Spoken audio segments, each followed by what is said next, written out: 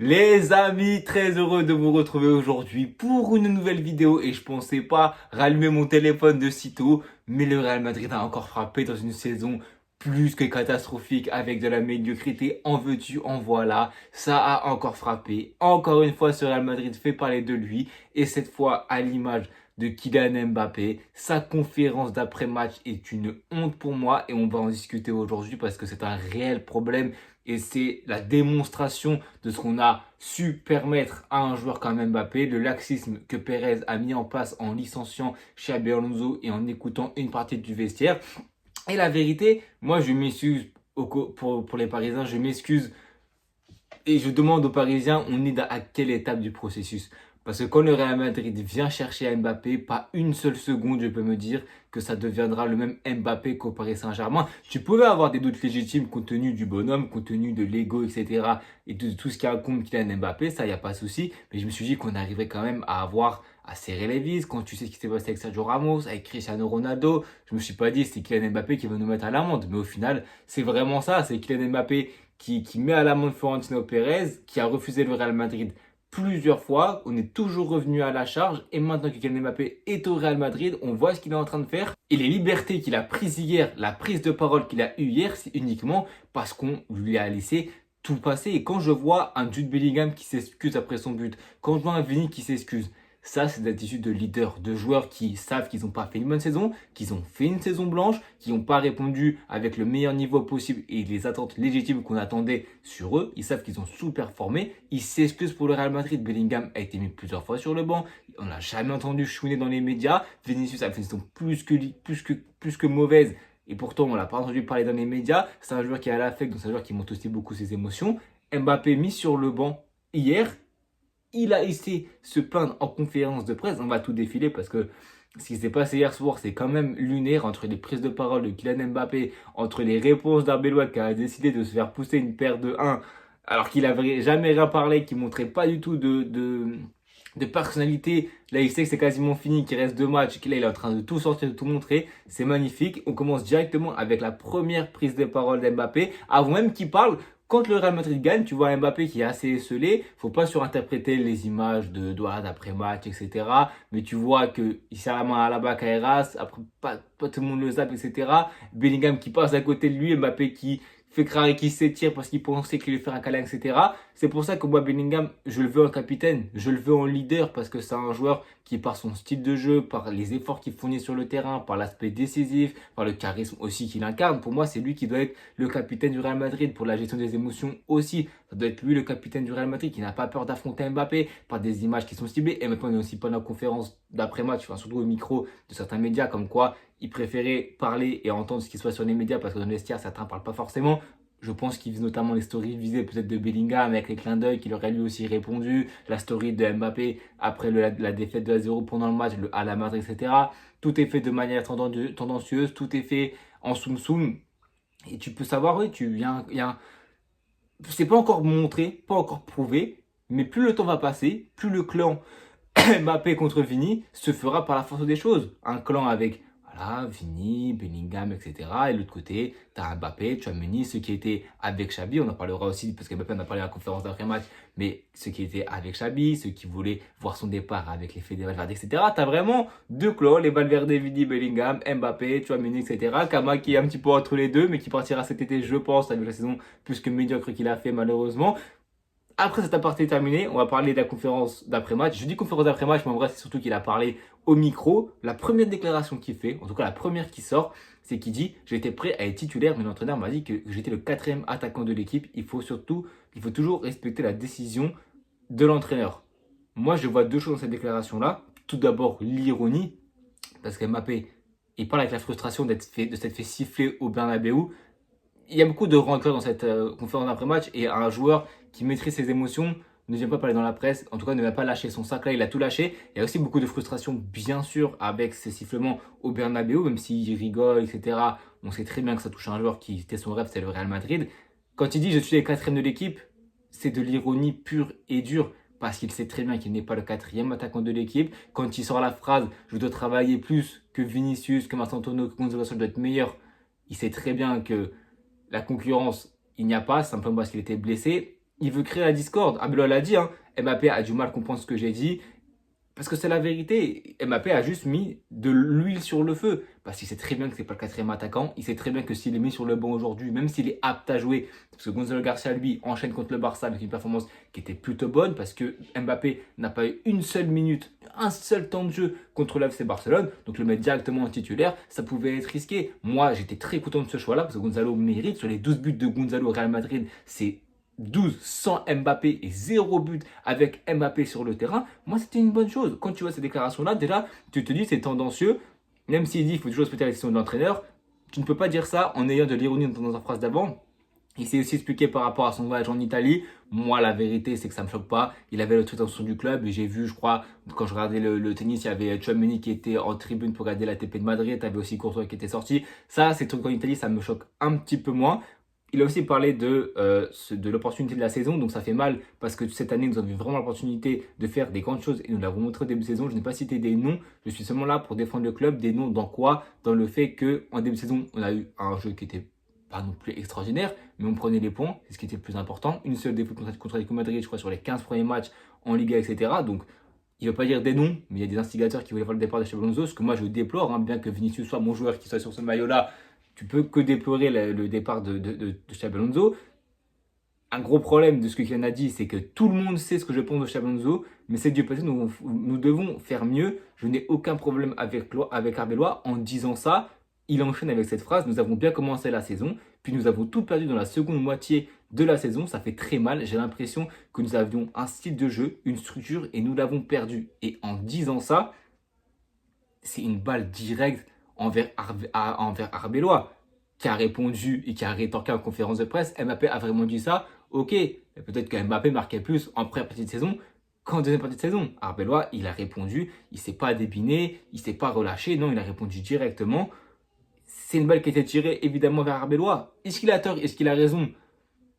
Je ne sais pas forcément parce que bien que je surkiffe Xabi, il y avait encore beaucoup d'étapes à franchir, il y avait encore beaucoup de calme à instaurer au Real Madrid, beaucoup d'exigences à mettre pour que ce Real Madrid soit vraiment une équipe qui soit dominante, aussi bien tactiquement que techniquement, que tous les joueurs soient dans le summum de leur forme, parce qu'à aucun moment on a eu une synergie entre les joueurs, on a eu un collectif qui était soudé, qui était prêt à renverser des montagnes, qui était prêt à chaque match à instaurer un résultat, instaurer une domination dans tous les matchs que tu as joué avec Xabi, avec Arbeloa, peu importe les mois ou les journées. Tu as toujours été dans la fébrilité, tu as que très peu été serein en cours de cette Liga, donc soit Xabi ou Alonso, soit Xabi ou Arbeloa. Dans les deux cas, tu avais un Real Madrid qui pouvait être structuré, qui aurait pu s'appuyer sur des bonnes choses avec Xabi Alonso s'il serait resté dans la saison. Et c'est clair que là, je peux rejoindre Mbappé dans ce sens-là, mais le problème, c'est de le dire en tirant éperdument sur Xabi Alonso. Et le coup de grâce, pour moi, je pense, de cette conférence d'après-match, entre guillemets, c'est ce qu'il a dit. Les gens disent que ça n'avait aucun sens que je joue 90 minutes à chaque match. Ensuite, nous sommes allés en Copa del Rey. Je n'ai pas joué et nous nous sommes fait éliminer. Il tire sur Arbeloa, il tire sur Xabi, il tire sur les joueurs, il tire sur les fans. Cette déclaration, il combine 4 en 1. Il tire sur tout le monde, il n'en a rien à faire. Sauf que malheureusement, moi je suis désolé, mais quand j'entends ça, ça me fait vriller parce que tout d'abord, sur les 7 classicos joués depuis l'arrivée de Kylian, c'est une seule victoire. Ensuite, Kylian, pas besoin de se retirer les images, mais quand il n'était pas là, on a gagné sur Madrid, on s'est qualifié contre City. Il est de retour le 4 avril, tu perds, je crois, contre Mallorca, tu perds les 2 matchs contre le Bayern Munich. À un moment donné, pour un joueur qui n'a absolument rien prouvé, un joueur pas qui n'a rien prouvé, mais qui a fait 6 mois qui étaient plus que contrariés et qui étaient plus que compliqués, tu ne peux pas sortir des phrases comme ça, tu ne peux pas dire ça alors que cette saison a été mieux, mais quand tu sais que tu n'as aucune LDC avec tes clubs, que tu es sur 2 saisons blanches en Liga, que le PSG va enchaîner sa 2e finale de Ligue des Champions, c'est quand même une sacrée folie de faire cette déclaration-là. Surtout que tu arrives dans un contexte, tu n'arrives pas en étant le leader. Et c'est pour ça que moi, Vinicius, il a tout mon soutien. Bellingham, pareil. Bien qu'ils ont fait virer Xabi Alonso, qui est pour moi une erreur, quand tu remportes 2 Ligues des Champions, quand tu es vainqueur de la Ligue des Champions en titre, que tu vois un joueur arriver pour remporter cette Ligue des Champions qui n'a jamais réussi à gagner et que c'est lui qui devient la star de l'équipe, que ce soit de la presse, des médias, de Pérez, des supporters, Et c'est là où je déplore aussi les supporters. Tu as bâclé tout ce que tu as fait dans le passé sur un joueur qui n'a rien remporté de titre majeur sur la scène internationale, sur la scène de la Ligue des Champions, qui n'a jamais rien démontré, qui n'a jamais eu une performance marquante dans un dernier carré de Ligue des Champions pour la plupart de ces années où il était en Ligue des Champions, qui n'a jamais porté une équipe sur le trophée final, aussi bien dans le comportement que dans les moments marquants. Tu arrives avec ce mec-là qui te prend tout, qui s'accapare tout par la force des choses aussi, parce qu'on lui donne tout, comme je dis, par la presse, par Pérez, qui a déjà refusé le club à plusieurs reprises, qui veut... Et c'est ça que moi je déplore, c'est qu'il fait 6 premiers mois catastrophiques, une première année vraiment discutable, les supporters te soutiennent, tes coéquipiers te soutiennent, malgré tout ça, Vinicius qui était en dessous aussi quand il est revenu d'Mbappé, il a soutenu, etc., Bellingham, tout le vestiaire, on te donne les penalties pour redonner la confiance, on te donne tout ce que tu as sur un plateau d'argent, même les coups francs, on te donne tout, et comment tu remercies ça en fin de saison, avec une saison blanche? C'est que tu désingues tout le monde. Et pour moi, c'est un réel manque de respect. Pour moi, c'est la pire des déclarations qu'il a sorties hier soir parce qu'il tire sur littéralement tout le monde. Là, tu étends ton lâche salon public. Tu as Arbeloa en plus qui répond dans la foulée, qui dit que Mbappé aurait mal compris sur le quatrième attaquant. Comment aurais-je pu dire ça? Je ne sais pas quoi dire. Qu'il a Mbappé sur le banc. Pour moi, c'est évident qu'un joueur qui n'a pas pu voyager l'autre jour ne pouvait pas démarrer titulaire aujourd'hui. Ce n'était pas une finale, on rejoue dans 3 jours. C'est quelque chose de normal. Arbeloa qui a dit tant que je suis coach, je décide de qui joue et qui ne joue pas. Je m'en fous des noms. S'il aime ça, tant mieux. Sinon, ils n'ont qu'à attendre le prochain entraîneur parce qu'il aurait dit à Eras, non, il aurait dit à Fran Garcia aussi qu'il ne jouerait pas une seule minute sous les consignes d'Arbeloa. Au final, il aurait joué le Classico. Et la vérité, c'est que Arbeloa, je rêve d'un Arbeloa qui, contre Séville prochain match, remet Mbappé sur le banc. Pour le divertissement, ça serait extraordinaire. Et la vérité, ça serait une sanction juste et méritée après les déclarations d'Mbappé. Il a dit à Arbeloa, ça me paraît très bien que Mbappé pense que l'équipe avait une structure lors de la première partie de saison et plus lors de la seconde. C'est seulement aussi parce qu'il a davantage marqué lors de la première moitié de la saison. Tu as le coach qui tire sur son joueur parce que son joueur lui a tiré dessus, qui sur place publique dit que son joueur pense plus à l'aspect individuel que collectif. Mbappé en plus en conférence de presse après, il aurait dit moi je préfère parler ici avec vous, c'est clair, c'est plus direct, n'est-ce pas? Je sais que beaucoup de gens ne parlent pas et que je dois lire la presse pour savoir ce qu'ils pensent, notamment au niveau des joueurs. Et c'est clair que c'est quand même assez, c'est des déclarations qui sont un peu remplies d'hypocrisie, qu'il faut pas... Moi, j'aime pas Mbappé, vous le savez, mais il ne faut pas non plus tout lui mettre sur le dos aussi, parce qu'on lui raconte beaucoup de tort au Real Madrid. Tout ce qui arrive du Real Madrid de mauvais, c'est pas uniquement sur le dos d'Mbappé. Il faut garder un juste milieu, il faut garder, voilà, il faut être tempéré, il ne faut pas non plus être trop vindicatif. Il y a des problèmes qui sont inhérents à Mbappé, bien sûr, mais il y a des problèmes qui sont autres à Mbappé, dans la structure du club, dans la gestion du club, le staff médical, l'ego des joueurs aussi, qui ne veulent pas se remettre en question. Les torts, c'est pas uniquement Mbappé, mais quand Mbappé sort des déclarations comme ça, après n'avoir toujours rien gagné au bout de 2 ans, après avoir besoin du Real Madrid pour gagner, pour moi, c'est hyper écœurant d'avoir un joueur comme ça qui nous sort des déclarations comme ça. Et le pire, c'est qu'il sort ça en sachant qu'il ne va rien se passer, qu'il n'y aura pas de retombées, parce que c'est le chouchou de Florentino Pérez. Et c'est ça le plus gros problème pour moi, c'est que ces déclarations-là arrivent à un moment où le Real Madrid enchaîne des boires sur des boires, enchaîne des scandales en veux-tu, en voilà, mais en plus, il sait très bien que Florentino Pérez ne va rien faire. Et c'est ça le plus gros problème, c'est que s'il a autant de liberté, c'est parce qu'on lui a donné. Et les fans commencent à se réveiller en fin de saison, ça commence à le siffler. Et j'espère que ça continuera, parce que c'est un joueur qui a besoin de se remettre en question. Le problème, il n'est pas footballistique, parce que Kylian Mbappé est un joueur qui met des buts, est un joueur qui a quand même des moments marquants avec le Real Madrid, qui, si tu avais une solidité beaucoup plus défensive, une équipe beaucoup plus compacte, on aurait remporté au moins 1 ou 2 titres sur les 2 dernières années. Ça, il n'y a pas de souci. Mais les supporters commencent à se réveiller, parce que les stats, ça ne fait pas tout. Les stats, c'est pas ça qui va tout faire. Il faut avoir aussi cette mentalité Real Madrid. Et pourquoi je dis que Mbappé est intouchable? Parce que ces déclarations-là arrivent, parce qu'il sait qu'il va rien arriver. Il sait que cet été-là, pour que ce Real gagne, de toute façon, il faudra une grosse vente, parce qu'on sait très bien que ça ne peut pas continuer comme ça. Sauf que la grosse vente, compte tenu de tous les paramètres, c'est Vinicius. Fin de contrat, saison compliquée, etc. Similitude avec Mbappé au niveau des postes, au niveau des capacités. Donc c'est lui qui partira, c'est sûr et certain. Mais comment tu vas dire à Bellingham que un de ses meilleurs amis, un de ses amis sur le terrain, partent au profit de Kylian Mbappé quand tu sais que Bellingham n'apprécie pas plus que ça Mbappé. Il n'y a pas besoin de faire ami-ami. Il n'y a pas besoin que Bellingham et que Mbappé soient les meilleurs amis du monde pour être bons sur le terrain. S'ils arrivent à mettre leur rancœur de côté pour être bons sur le terrain, il n'y a pas de souci. Mais on sait très bien que s'il y a un joueur qui doit sauter, ça sera Vinicius Junior, malheureusement. Et on sait très bien comment ça va terminer. Avec un Mbappé leader qui n'aura rien prouvé, qui n'aura rien monté. Peut-être que ça marchera. Parce que ça reste un joueur qui a beaucoup de qualité. Parce que si tu construis un 11 qui est plus que cohérent, avec de la profondeur, avec des joueurs qui se remettent en question après une saison beaucoup plus que compliquée et 2 saisons blanches, il faut que ce Real Madrid se remette en question, il faut que le vestiaire se remette en question, il faut abattre les clans, il faut arrêter les pro-Vini, pro-Mbappé, aussi bien dans le vestiaire, je pense, que au niveau des supporters, parce que quand ça parle d'Mbappé qui fait ça, ou mais Vini, vous voyez quand il a fait ça, quand Kroos a dit qu'est-ce qu'il a dit quand il a dit que ouais, faut pas râler quand on se fait sortir, ça a ressorti des anciennes vidéos de Kroos qui râle contre Chelsea. Dans tous les cas, il y a toujours des contre-exemples à ce qu'on dit. Tu sais très bien qu'il faut repartir sur des bases saines. Avec un vestiaire comme ça, aussi cassé, aussi démantelé, il faut repartir sur des bases saines avec un nouveau coach, des nouveaux joueurs, comme j'ai dit, une nouvelle mentalité. Il faut de la remise en question. Le problème, il n'est pas footballistique, parce que footballistiquement, c'est clair qu'on est limité, mais on a des joueurs de grande qualité. Maintenant, il faut une structure.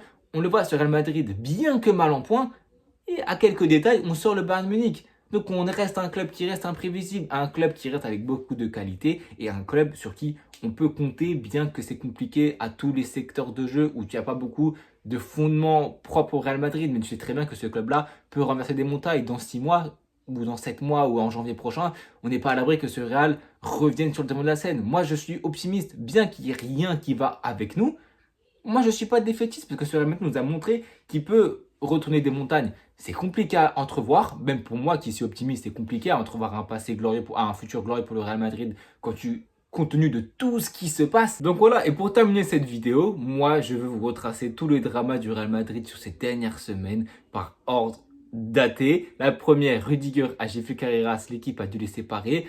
Autre après, plusieurs semaines plus tard, Rudiger a crié sur Carreras au point où l'équipe a forcé Rudiger à s'excuser. Carreras l'a confirmé sur Instagram. Tchouaméni et Valverde se sont battus 2 jours d'affilée. Valverde a souffert d'un trauma crânien et a dû se rentrer à l'hôpital et plusieurs cadres du vestiaire veulent le voir partir. Mbappé aurait vulgairement insulté un membre du staff d'Arbelois pendant l'entraînement. Les entraînements du Real Madrid n'ont pas de travail tactique et sont basés sur ce que les joueurs aiment faire pour éviter leur mauvaise humeur. Quelqu'un a leak tout ce qui se passe à la presse et dans les vestiaires, aka Daniel Ceballos. Florentino Pérez a convoqué en urgence une conférence de presse plus les élections présidentielles 3 ans plus tôt que prévu. Florentino Pérez est allé sur El Chiringuito après sa conférence de presse. Mbappé a dit que l'équipe avait une structure et un style de jeu qui ont perdu en deuxième partie de saison. Mbappé a dit qu'Arbelois lui a dit qu'il était le 4e attaquant. Ce qu'Arbelois a démenti en conférence de presse après quelques minutes plus tard. Et ça, ce n'est qu'une partie émergée de l'iceberg. Ça, c'est que sur les derniers mois. Mais si tu retraces depuis le début de saison, c'est pour ça que moi je dis, faut arrêter les clans. On est tous fans du Real Madrid, en tout cas pour ceux qui sont les réels fans, pas ceux qui mettent les joueurs au-dessus du club et qui sont que pour un joueur au-delà du club. Chaque joueur cette saison a eu un défaut, a fait un écart de conduite, un écart dans le comportement, permis par la liberté que Pérez offre à ces joueurs-là. Et le cadre qu'il n'a pas voulu instaurer quand Xabi était là justement pour le faire. Maintenant, il faut rabattre les cartes. Il faut qu'on ait un turnover mental. Il nous faut une nouvelle mentalité. Il faut qu'on place et que les joueurs, en fait, que tout le monde place le club au-dessus des joueurs. Commencer par Florentino Pérez. Le plus gros problème actuellement pour moi au Real Madrid, c'est lui. Pour moi, je l'estime encore en capacité de redresser le navire, de redresser la barre. Je lui fais encore confiance. Maintenant, c'est à lui de nous montrer cet été. Cet été est le point de bascule sur peut-être les 3 prochaines années au Real Madrid. Cet été est un point de bascule aussi bien côté joueur, côté présidentiel, côté staff du club, côté coach, côté mentalité, côté vision sportive. Cet été est le plus déterminant, j'allais dire de l'histoire parce que je suis jeune encore, donc je n'ai pas encore tous les tenants aboutissants du passé, mais en tout cas de l'ère moderne et un des tournants majeurs du Real Madrid. On va voir s'il va bien être négocié. Au-delà de prioriser nos joueurs, on doit prioriser le Real Madrid et voir des décisions qui sont, même s'il nous fait mal, sont dans le sens du Real Madrid. C'est-à-dire que vendre Vinicius me ferait mal au plus haut point. Mais malheureusement, est-ce que c'est pas ça qu'on doit faire pour que ce Real Madrid espère redevenir sur le devant de la scène? Je pense que non. Mais on ne sait pas tout malheureusement. Et tout ce qu'on souhaite finalement, c'est que ce Real Madrid redresse la barre. Je pense que c'est possible dans un avenir proche.